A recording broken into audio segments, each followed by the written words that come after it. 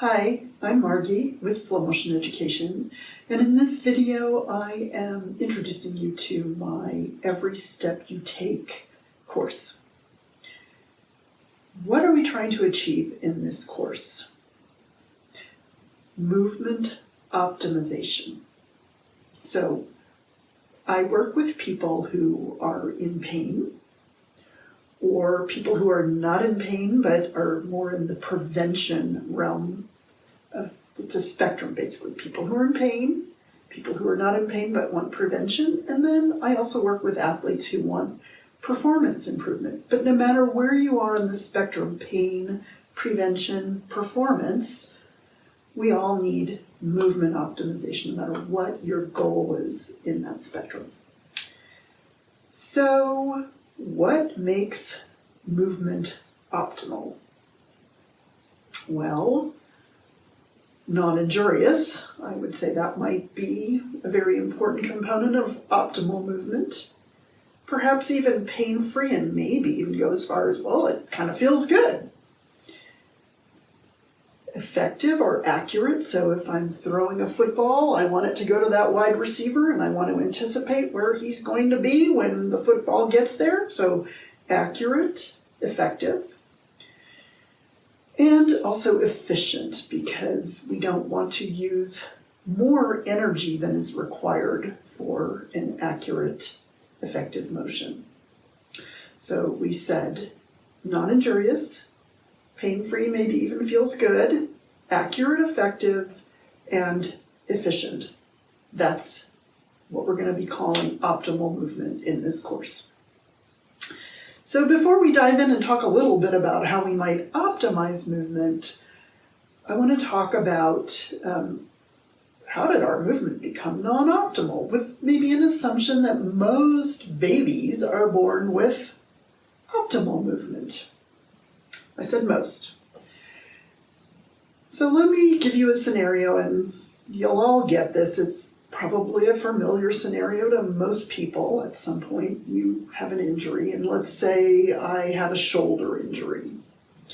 So a very common compensation pattern that I might go into while the shoulder is healing is, I see this all the time actually, is I hug my arm in toward my torso, and maybe I even side bend it to really close this space, because how vulnerable would it be to let this arm dangle and move freely? So I go into some kind of pattern like this, which was really a great strategy at the time. My brain is pretty smart, and it went into a strategic adaptation to my injury that actually helped the injury heal. However, and this is really common, once the injury has healed, my brain kind of forgot, whoa, I don't necessarily want to live my life in a right side bend and with this arm that doesn't move. And maybe years later, I sort of live in this side bend, and now you go to see Margie because my right low back is killing me. So how do we retrain the brain to get out of this compensation pattern once the tissue has healed? And remember, a compensation pattern is almost always a very smart strategy to allow tissue to heal. Well, traditionally, if we want to retrain a pattern, we might think in terms of strengthening muscles and stretching other muscles. So if I'm here, I might want to strengthen the muscles that bring me back the other way, and I might want to stretch the muscles that are kind of stuck in this short position. And that is probably traditionally how most rehabilitation occurs. But I have a slightly different perspective, and I am very focused on the joints. So rather than focusing on muscles, it's just a different perspective. So your joints all can open and close, and in fact they can open and close in 3 dimensions, because we have a 3-dimensional body and we live in a 3-dimensional world. So taking this example, if I kind of live in this side bend, then the joints on the right side of my spine are kind of stuck closed, and the joints on the left side of my spine are kind of stuck open. So these joints are stuck closed, these are stuck open. Well, it turns out that your joints thrive on opening and closing. They don't want to be stuck open and they don't want to be stuck closed. And when I say thrive, I literally mean at a cellular, molecular level, the tissues in your joint thrive on both opening and closing.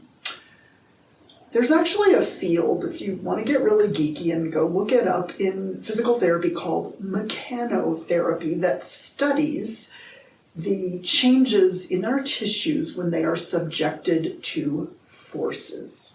So if you want to get really geeky, go look up mechanotherapy. Now, so we have joints that are stuck closed, joints that are stuck open. We also have tissue on this side where the joints are stuck closed. Can you see how the tissue on this side is now shortened? This is neutral or centered. This is me in my compensatory side bend. Can you see how these tissues are now chronically shortened and these tissues are chronically lengthened? So the tissues that are chronically lengthened are chronically under tension, and the tissues that are chronically shortened are chronically compressed. I could say the same thing about the joints. The joints that are chronically open are under tension, and the joints that are chronically closed are chronically compressed. I don't diagnose. I work with people privately. I also teach courses. I don't diagnose. I will say that there have been studies to show that you could go. Let me take a step back and qualify this. I am now in the realm of chronic pain. I'm not in the realm of acute pain. I broke a bone, I get an x-ray. Oh, that explains my pain. I'm talking about pain that has lasted for 3 months or more and the tissue has probably healed. So you could have pain, this kind of nebulous chronic pain, and go to 10 different orthopedic surgeons. They have literally done studies with the same MRI and get 10 different interpretations. Same thing with the MRI itself, actually. They have sent the same MRI to many different radiologists and gotten 10 different interpretations. And the bottom line is chronic pain is very complex. I'll probably do a whole dive down the rabbit hole video on chronic pain at some point. But right now I'm just going to say that I'm coming from a perspective that your pain might come from tissues that are chronically under tension or chronically compressed, and that's all we know at this point in the realm of chronic pain, just to be clear.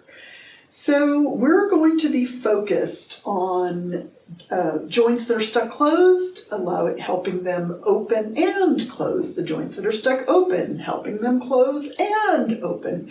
Restoring optimal motion in all your joints. And I'm actually going to ask you to forget that you even have muscles. And I know that might sound sacrilegious to some of you if you've been to physical therapy or standard exercise classes, which are very muscle-centric. I'm just going to tell you that from my perspective, and I'm not alone in thinking this way, that if we optimize joint biomechanics, a nice byproduct of that is your muscle activity also optimizes. That is, in fact, how you optimize muscle activity.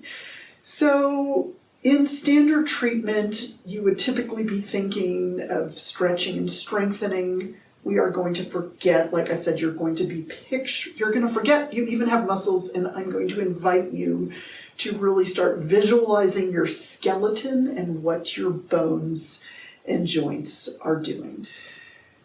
So, how do you have this compensation pattern, your brain it was a great strategy at the time, but your brain kind of forgot to go back to here and let this arm swing once the tissue healed. How do we reintroduce the brain to being centered, being able to side bend both ways, being able to open and close the joints on both sides of the spine, being able to lengthen and shorten tissue on both sides of the spine? How do we restore that optimal motion? So your brain is kind of a duh, but is governed by survival. But if you're not fleeing a tiger and you're not in survival mode, one of the primary functions of your brain is mass management, managing your mass so that you're not a pile of bones on the ground, maintaining uprightness and locomotion. In fact, there's some TED Talk that described something like 80% of the real estate in the brain is around movement, areas of the brain that are involved in movement. So it takes up a lot of real estate in your brain.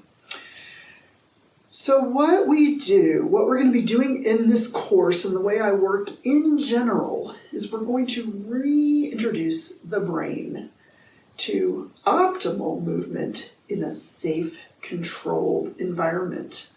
And I'll just give you one example, but this is an example for whatever reason that I see a lot in my client pool and actually in my own body as well. So I might see a rib cage that rotates right, center, but it never rotates left. And I have news for you: when you're walking down the street, I'm doing a big exaggeration, but your rib cage actually needs to rotate in both directions. When you're running, when you're playing tennis, it needs to be able to rotate both ways. There's just a lot of activities, in fact most, where your rib cage actually needs not just to go right, center, and never visit left, but it needs to be able to go both ways. So we re-expose the brain in a safe, controlled environment to ranges or movement options that it has forgotten about. So in this body of work, we actually use gait for both movement assessment when I work privately with people, but also movement correction, because it turns out gait uses every joint in the body in all three planes of motion, so we're getting all the joints.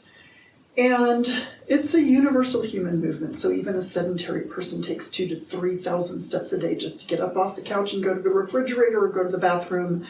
Even if they park as close as they can to the grocery store entrance, they're still taking 2,000 to 3,000 steps a day. So an active person, just imagine how many steps you are taking. And so thousands of times per day, we are repeating the gait cycle, which uses every single joint in the body in all three dimensions. And so I can almost guarantee you, obviously no guarantees, no promise, but I can almost guarantee you on this one that if when you're walking, your rib cage goes right, center, and it never goes left, in your real life, when you go to pick up an object or whatever movements you do in your affairs of daily living, you probably never rotate your rib cage to the left because your brain has kind of forgotten about that option, because in a repetitive movement, which is walking, you've trained yourself to go right, center, and never left. So, in this course, we are going to be driving off of what's called the FlowMotion model, developed by Gary Ward, with whom I've been studying since 2014, human movement expert. And what he has done is basically defined what every joint in the body is doing in all three dimensions in every single phase of gait. Let me just back up and say one thing, that the fact that my business is FlowMotion Education is just a lovely coincidence. I was FlowMotion way before I'd ever heard of Gary Ward's FlowMotion model, but I do have to say that I love that coincidence because he is the primary influence on my practice. So in this course, we are going to be restoring your brain's options and your brain's ability to effectuate all movements that are necessary in walking, because that will carry over to the rest of your life. It's not just about improving how you walk, but improving how you move in general. And we are going to start with individual joint biomechanics, starting with the lower extremity, and then the shoulders and neck, and then the rest of the trunk, individual joint mechanics, and culminating the last week, we will be combining those individual joint mechanics into functional full body movements that actually correspond to a phase in gait. So again, re-exposing your brain in a safe, controlled environment where it's not in survival mode, to movement options that are optimal.